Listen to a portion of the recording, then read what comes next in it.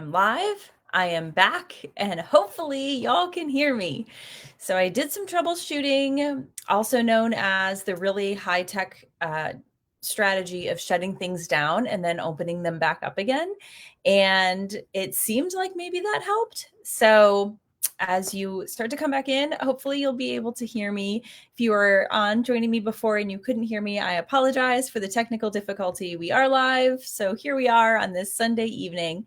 I wanted to hop on and chat a little bit about what to do after your students submit their college applications. So again, my name is Gina. I'm from Advantage College Planning. And if you haven't ever joined me for one of these chats, usually we don't have any technical difficulties, but we do take some time to go through and help you guide through this college application process and college search process if you have younger students. And so tonight's topic is around what to do after your student has submitted their applications. So if you're like me and you submitted your applications to college 20 years ago, you bundled everything up and put it in an envelope and sent it to the post office out into the abyss, and then waited for months to receive a package back to find out if you had been admitted to the schools that you applied to. Now it's a little bit different. Amongst other things that are different, students are applying digitally, right? So a lot of your students probably were using the Common application to apply. And with that digital change comes a change in what students have to do after they submit their applications as well. So hopefully you are able to hear me. If you are just joining me now, I'd love for you to just put a note in the chat. Let me know if you can hear me okay. Let me know if I am still somehow muted or if this voice is coming through loud and clear. Hopefully it is. I would really appreciate you letting me know. And yeah, so yay, great. All right, we're back. Thank you so much.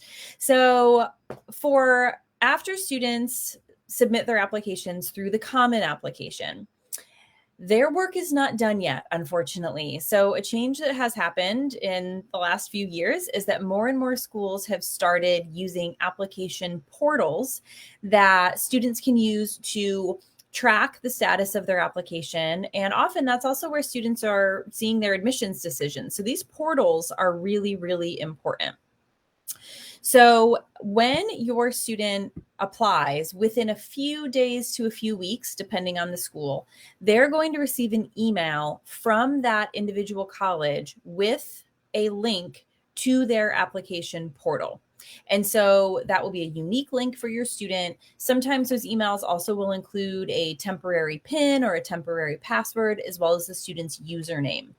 It is critically important that your student checks their email and finds these emails that are coming through and sets up these portals. I know our students are not spending a lot of time in their email, but this is one piece they cannot miss, because then when they get this portal, they have to set it up. And when they're in the portal for each school, that's where they're able to see all the different materials that the school has received.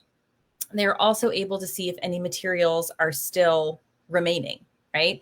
So they have to stay on top of this. If all of their materials aren't received in a timely manner, then they may not receive an admissions decision, or their application may be withdrawn because it's incomplete. And we don't want that to happen. So by setting up your portals for each individual school, that's how the student can stay on top of what they still need to submit. The best advice I have when it comes to these portals, in addition to setting them up, is create some sort of system to make it very easy to log back into the portals. If your students are anything like the students I work with, their emails are very cluttered. And the initial email from the college gets buried very quickly. And so if the student doesn't save that link, either they bookmark it or they create a Google document with all their links in it for each school, just some easy way to go back, it is a very tedious, tiresome, frustrating process getting logged into these portals. So help them make their lives easier and keep all the links to the portals in one place so that they can check them often. When the students are submitting their materials, it's really important to keep in mind that as much as the application process has become digital, many parts of it still do rely on human action to make those applications complete. So once the college receives your student's transcript and their letters of recommendation or their test scores, all of that data comes in, and then an actual human person has to then connect your student to and their account and their application portal to that piece of data that came in. And then that person has to, usually the operations office of the admissions team has someone in that team has to go and then check off, okay, we received so-and-so's transcript. Let's mark it off in their portal as received. So then the student knows that we have it. So there is a little bit of a human process still. You can understand then for schools that are receiving tens of thousands of applications in the last week, that process may take a couple days to get caught up. So if your student logs into their application portal and immediately they don't see that their transcript has been received, or they sent their test scores from the College Board yesterday, but they're not checked off yet, that's okay. Don't panic. It can take a couple of days for that portal to be caught up. However, if it's been a week since that information was sent, I would make sure that your student is reaching out to their admissions counselor at the school, because we do want to make sure that something isn't getting lost. We do want to make sure that those materials are arriving in a timely manner. Another piece with submitting materials in the portals, students have to pay attention to the details that are listed in the portals that are telling them what they need to submit. There are some schools, if your student is submitting their test scores, some schools will accept a self-reported test score. The student can go in the portal and type in what their score was, and the school will accept that. Some schools will only accept an official test score. So the student will have to go to the ACT or go to the College Board, log in, and have their official score sent. So your student needs to make sure that they're paying attention to what kind of test score the school is asking for. Some schools also have an extra step that they ask students to complete, which involves them essentially transcribing their transcript into a third-party platform. This is a common one is the self-reported academic record, the SRAR. Is a common one. There's many variations of that. But essentially, the student has to transcribe their transcripts. They will need a copy of their transcripts so they can copy over all the courses that they've taken and the grades that they've earned from 9th through 12th grade. At many schools, if you do not submit that SRAR, even if your high school counselor sent your transcript, your application is complete, and that's going to hinder you receiving an admissions decision. So those are the kinds of things that you really need to pay attention to. Side note for submitting materials, some of the materials that are submitted are letters of recommendation, right? Teachers and counselors have been working so hard to write wonderful, incredibly strong, helpful, supportive letters of recommendation for your student. And so this is a great time to send that teacher or that counselor a thank you note, right? An email, a card, a postcard, a Post-it note, something really just acknowledging that your student appreciates the extra work that this individual put in on their behalf. Those little notes go a long way with those recommenders. So I definitely recommend that you acknowledge them in that way. So then the next thing, after you log in and then you see, ooh, my application is complete. Everything is checked off. Yay. Okay, wonderful. Now there's nothing left to do for the application, but you still should be curious. Encourage your student to be curious, or even log into their portals with them.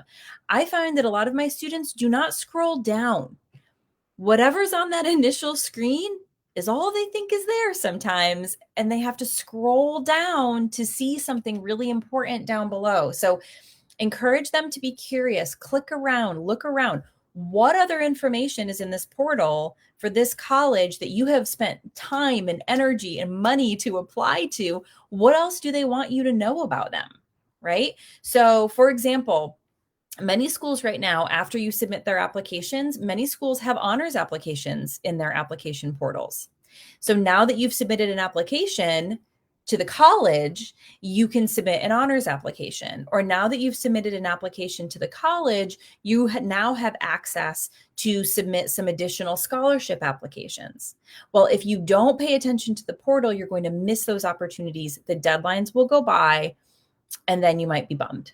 right? That might be disappointing. So click around, what other opportunities are in there. Some colleges have really bare bones portals, just really straightforward. Some colleges have a lot of information. Here's your admissions counselor. Here's how to contact them. Here's how to schedule a visit. Here's a YouTube video about student life on campus, right?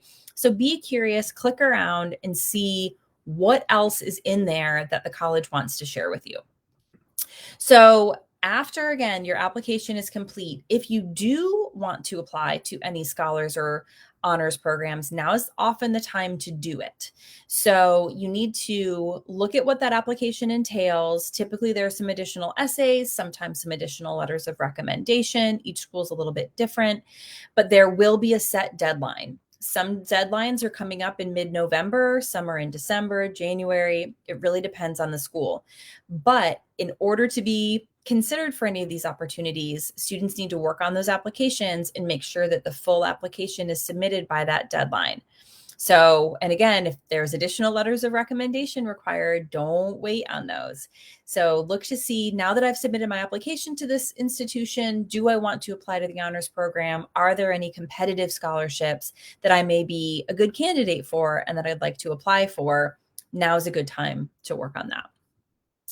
Once all those applications are in and they're done writing their essays, that always feels really good. Then stay in touch. Okay, so stay in touch with the college, stay in touch with the admissions rep. This is a great time, now that we have a little downtime, we can breathe. This is a great time to reach out to the regional admissions recruiter who works with students from your student's high school or your student from North Carolina if it's an out-of-state school. Find them on the college's website on the admissions page. You'll be able to see if they have assigned admissions representatives for your territory, for your high school, for your state. Send them an email, reach out, and have the student should send them an email and reach out, introduce themselves, share a little bit about why they think the school is such a good fit for them, make it really personal. Let the rep know that your student's really excited to have applied, and then ask a question. So, if there's anything that they're wondering about, this is a great time to make that connection. This is also a good time to visit campus. So we always talk about those campus visits in the fall, but students can be visiting campus all throughout the winter into the spring, right? So if you have a day off, or if there's an early release day and there's a school that your student applied to that you haven't had a chance to visit yet, schedule that visit, get on that campus, so that this way, if your student is admitted, they have a little bit of an idea of how they feel about the school and kind of where it stands on their list. And that will be helpful as they're getting ready to make their admissions decision of what they want to do. Now that brings me to admissions decisions on the college side. So on the college side, oftentimes the admissions decisions are going to be posted in those application portals. So again, back in the day when I was applying to college, we got the big old packet in the mail, right? And some schools still do send those out, but the majority of schools are now posting in the application portal for their college what the student's decision is. Some schools will send students an email and say, hey, there's been an update, check your portal. Other schools don't. So what I recommend is on the college's website, or even sometimes in the application portal itself, the college will provide either an estimated range or a specific date of when their decisions will be released. Make a note of those. So this way you can manage expectations. You can have an idea, okay, I'm going to hear from this university probably by about the end of January. So then you're managing that expectation. You have an idea of when you should hear back from them. And then when those decisions come out, celebrate each and every one of those positive admissions decisions. Anytime your student's admitted to a college, that's a huge celebration. And, students, there's so many opportunities on these campuses and so many options and so many great things that lay out in front of these students that they haven't even imagined yet. And so every single one of those acceptances, every single time a school says yes, that's amazing. That's a huge opportunity for celebration and just an opportunity to learn more and engage more and decide where you feel like is going to be the best fit for the student to spend the next 4 years living and learning. So that's super exciting. So now Q&A time.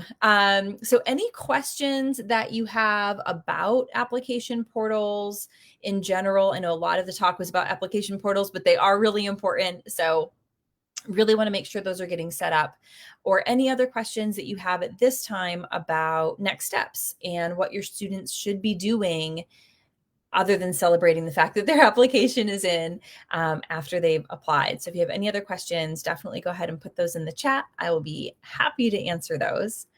And then while we're waiting on those, I will let you know I will be back on December 4th, which is a Sunday, hopefully with no technical difficulties this time. I don't know what was going on with BeLive. I went and got myself some coffee. I don't know if BeLive picked up on my caffeine or what's happening, but I will be back on December 4th at 8. And at that Facebook Live, we'll be talking about what to do if your student receives a deferral decision.